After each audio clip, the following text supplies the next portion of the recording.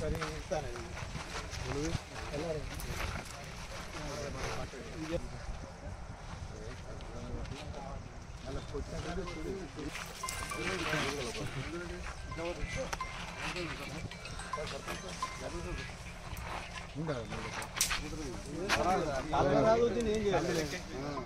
కూడా సరే ఇద్దరు ఇచ్చేది ఒక 8 మంది పడతారు 6 ఎక్కువ పడతారు ఏపుకుంటే ఇదానే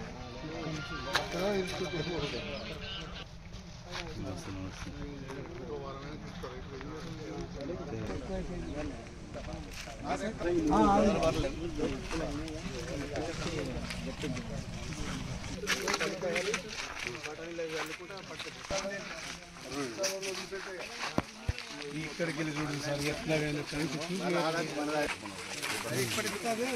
ఎక్కడ దాకా సరదాగా కంట చూపు మీరు ఎట్లా ఒక వారం 10 రోజులు అయితే ఏమైనా రిపోర్ట్ పెట్టేదా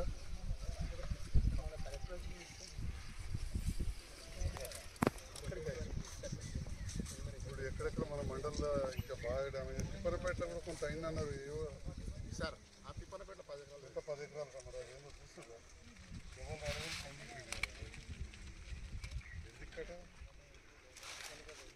ఎందుకైతే తిప్పనపేట ఏవో అర్జెంట్ చూసుకురాం మనం చెప్పండి ఏవో చెప్పండి వినీలేనా మా మేడం కూడా మొన్ననే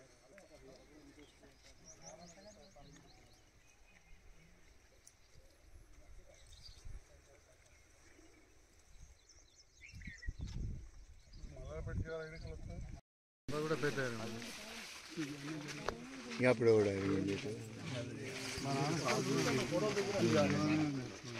తిరుపతి రెడ్డి కూడా ఒకటి బోరు ఇదే బోరు చెట్ల పొలం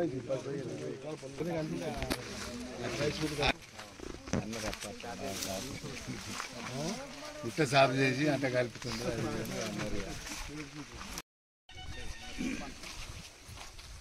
ఇంకా పంటలు కూడా తీసుకోవాలి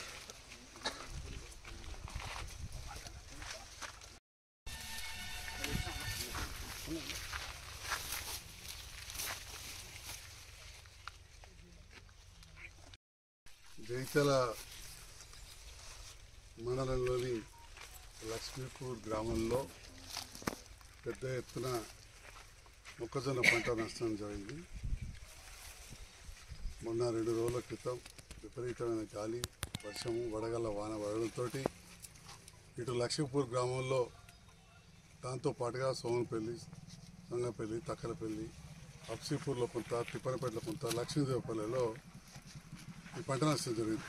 ఈ పంటలో ముఖ్యంగా మొక్కజొన్న ఈ వేసవి కాలంలో పంట మార్పిడి రైతులు ప్రోత్సహిస్తున్న సందర్భంలో ఇది జరగడం చాలా దురదృష్టకరం. అదేవిధంగా కొంత నువ్వు పంట కావచ్చు, ఇవి కూడా చాలా దెబ్బతిన్నాయి.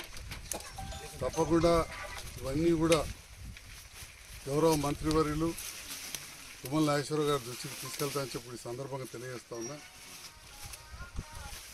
రైతుల విషయంలో రైతు బిడ్డ అయిన రేవంత్ రెడ్డి గారు తప్పకుండా సానుకూలంగా ముఖ్యమంత్రి రేవంత్ రెడ్డి గారు స్పందిస్తారని చెప్పి కూడా ఆశిస్తున్నా. వ్యవసాయ అధికారులు మా నాయక్ గారు హరీష్ ముందు మొదలు పెడితే గౌరవ జిల్లా కలెక్టర్ గారు మరియు జిల్లా వ్యవసాయ అధికారి కూడా పరిశీలించడం జరిగింది. నేను వర్షం పడిన వెంటనే అసెంబ్లీ సమావేశాలు జరుగుతున్న సందర్భంలో డిఏఓ గారితో, ఏఈఓ తిరుపతి నాయక్ గారితో, వినీలా గారితో, ఏఈఓలతో కూడా మాట్లాడడం, రైతు నాయకులతో కూడా మాట్లాడడం జరిగింది. ఈ పంట ఏదైతే నష్టం జరిగిందో రైతులకు పరిహారం వచ్చే విధంగా ప్రయత్నం చేస్తాం. మనం చూస్తూ ఉన్నాం, రైతు నాయకుడైన ముఖ్యమంత్రి ఇవాళ 4 ఎకరాల వరకు కూడా రైతు బంధు ఇవాళ ఉదయం 8:30కు పడింది. 4 ఎకరాల వరకు ముందు కూడా ఉంటుంది.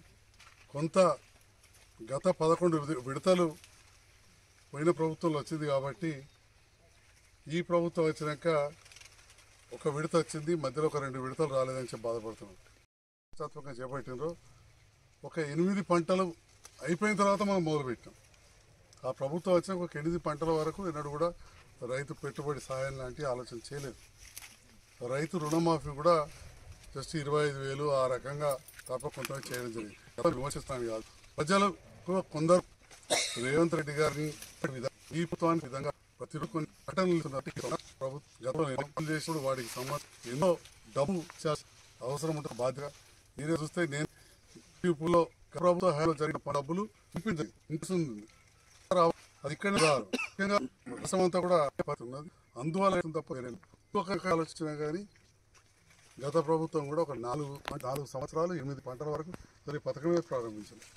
లాస్ట్లో ఎలక్షన్ల ముందు కూడా ఒక పంట లేదు, కొంతవరకు మాత్రమే 9,000 కోట్లు. ఇవాళ 24 కాకుండా మిగతా రుణమాఫీ కూడా జరుగుతుంది. కొంత సంవిధానం పాటించాలి. ఇప్పుడైతే నష్టపోతే బాధాకరం. వీటికి పరిహారం వచ్చే విధంగా కొంత కృషి చేస్తా.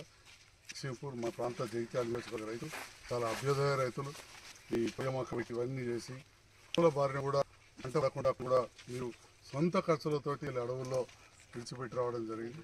మరి అలాంటి మీకు నష్టం జరగడం రైతన్నలకు ఆరుగాలం కష్టపడి ఒక అన్నదాతలకు ఇలాంటి కష్టం రావడం చాలా బాధాకరం. ఎడగొట్టు మనలకి ఉంటాయి. నేను కూడా వ్యవసాయ కుటుంబంలోకి వచ్చిన వేరే వృత్తిలో ఉన్నా కానీ చాలా పెద్ద ఎత్తున పంటలు పండి పంట నష్టం జరిగినప్పుడు రైతు పడే బాధ అర్థం చేసుకునే వారు రైతు ముఖ్యమంత్రి గారికి విశేష భావం కలిగిన వ్యవసాయ శాఖ మంత్రి గారు ఇస్తానని చెప్పి కొంత మాట్లాడి అది కూడా అయితే మన అభ్యుదయ రైతుల చోట సీడ్ ప్రాసెసింగ్ ప్లాంటేషన్లో కూడా మనం ముందుకు వెళ్ళి పోయిన ప్రభుత్వం 30 కోట్లు అదనం మంజూరు చేయించాం.